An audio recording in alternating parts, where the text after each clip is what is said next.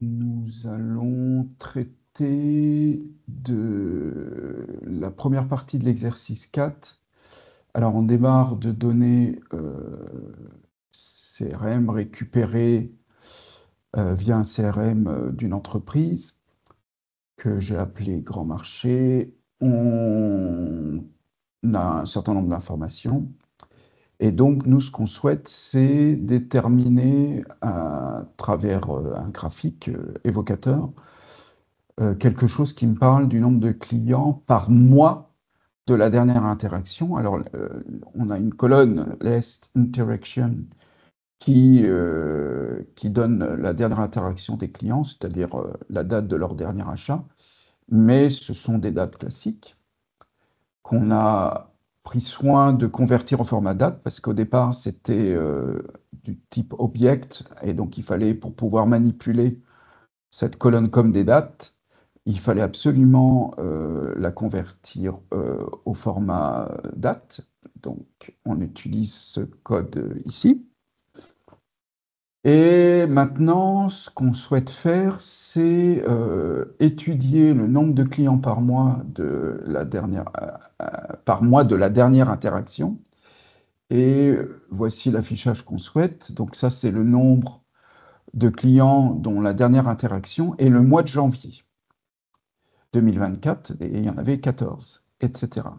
Donc là, l'idée, c'est de regrouper par mois ces données dans le graphique. Alors tout d'abord, il faut qu'on initialise une figure. Donc avec figure, il faut des parenthèses.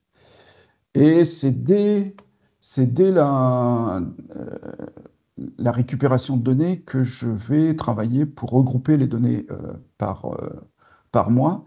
Et pour ce faire, on va utiliser euh, la fonction datetime de Pandas qui va me permettre de regrouper par mois. Alors d'abord, il faut que j'explique que j'utilise CRM Data, alors, que la colonne concernée, tac, alors c'est puis Last Interaction. Alors là, l'autocomplétion fonctionne bien, c'est agréable. Et c'est ici que je vais évoquer la fonction dt, qui est un peu comme la fonction str qu'on utilise pour pouvoir évoquer des chaînes de caractères, pour pouvoir manipuler des chaînes de caractères. dt, ça permet d'utiliser toutes les fonctionnalités liées au temps. Et donc, pour pouvoir expliquer qu'on va utiliser que certaines périodes, alors ça peut être euh, considérer uniquement les années dans la colonne, considérer uniquement les mois, les semaines, et donc ça se fait à travers la fonction toPériode. Donc on modifie la période, toPériode, autocomplétion fonctionne bien aussi. Et là, il faut expliquer, nous, dans notre cas, c'est par mois.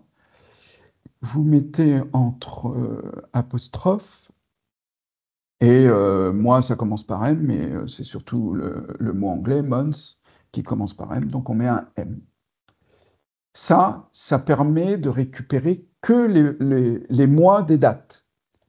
Et donc là, comme moi, je veux compter le nombre d'éléments par mois, je vais utiliser un value count, de la même manière qu'on le... Alors j'ai oublié un point, ça ne peut pas marcher. Value counts, le voilà. De la même manière que si je traitais des catégories. Maintenant, on a modifié la colonne Last Interaction par catégorie. Janvier, février, etc. Et puis là, je vais... Alors, il faut des parenthèses.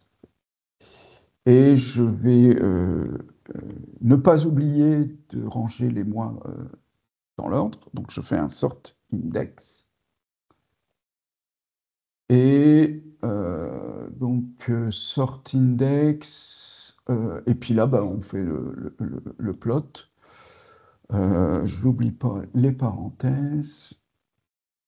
Le plot, je veux d'abord désigner le genre du graphique. C'est un histogramme, donc c'est bar. Alors, vous voyez, il y a tout un tas d'éléments qui existent déjà. Si jamais vous avez besoin d'avoir la liste la plus importante, la voilà qui apparaît. Mais moi, pour l'instant, c'est un histogramme. Je veux indiquer un titre, donc title. Tac. Title. Bon, je vais faire un copier-coller du titre. Je ne vais pas m'embarrasser. Si j'y arrive. Là.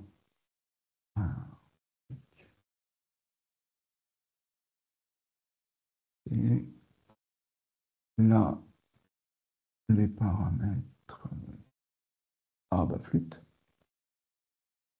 Enfin, je sais pas. Voilà l'animal. Et dans le coup, je vais faire même une parenthèse. Voilà.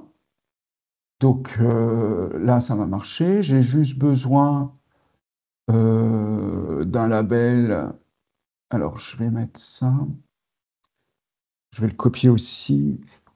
C'est pas le plus important, c'est pas le plus compliqué.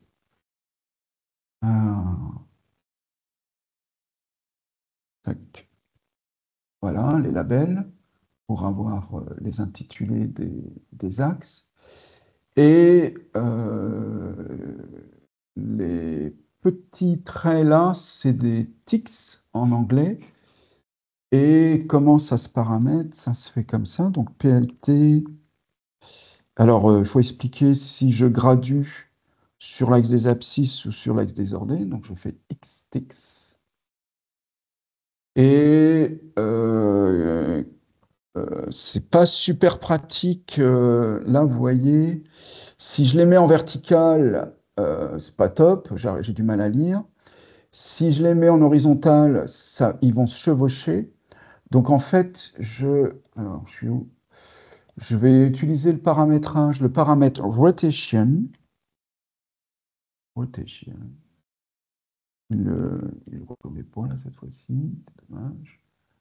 Rotation is not defined. Ah oui, rotation is not defined, ben, on va le mettre. Égal.